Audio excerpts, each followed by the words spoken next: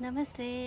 आज हामी कुरा गर्नेछौँ अलैँचीमा लाग्ने लाही किराको बारेमा है। त लाही किराले हेर्दाखेरि त्यस्तो धेरै असर पुर्याए जस्तो लागे पनि तर त्यसले चाहिँ भाइरस जन्य रोगहरू सार्नमा चाहिँ एकदम मद्दत गर्ने भएको भएर त्यसको पनि हामीले नियन्त्रण गर्न चाहिँ एकदम आवश्यक छ।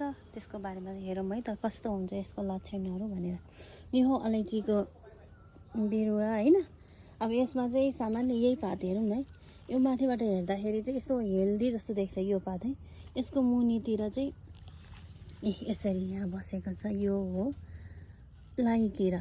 अब यसले चाहिँ रोग किरा सार्नमा चाहिँ कसरी मद्दत गर्छ भन्दाखेरि अब यो त एकदम चुसुवा किरा हो नि त। यसले त चुसेर बिरुवाको रसहरू खान्छ, यो हरियो हरियो भागहरू चुसेर खान्छ नि त। त्यो भएर चाहिँ एउटा ठाउँमा जस्तै यो रोगी प्लान्टमा खायो अनि त्यसपछि अर्को निरोगी प्लान्टमा गएर पनि त्यसले चाहिँ त्यस्तै खाने काम गर्यो भने चाहिँ त्यसरी चाहिँ उसले रोगहरू सारिरहेको हुन्छ।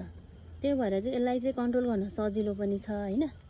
हामीले चाहिँ यसरी यसले स्टिकी ट्र्यापहरू पनि राख्न सक्छौँ। यसरी थाहा पाउने उसले चाहिँ अब माथि चाहिँ खाँदैन हैन। अब मुनि चाहिँ नरम पात हुन्छ नि त, नरम भाग हुन्छ, त्यो चाहिँ खाने भएको भएर यसको चाहिँ यो मुनितिर यसरी खाएको हुन्छ, यसमा खाएको छ।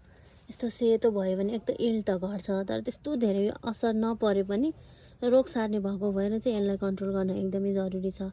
यसलाई कन्ट्रोल गर्न सजिलो पनि छ। अब एक त हामीले उसलाई कन्ट्रोल गर्नको लागि चाहिँ साबुन पानी अथवा सरफ पानीले पनि कन्ट्रोल गर्न सक्छौँ। र अर्को जैविक विषादी निमजन्य एजाडिरेक्टिन भन्ने बजारमा सजिलैसँग पाइन्छ निम ओइलहरू। त्यो चाहिँ 1 लिटर पानीमा 5 देखि 10 ml का दरले हालेर छर्किदियौँ भने चाहिँ त्यसरी पनि कन्ट्रोल हुन्छ। यो सबै लाहीले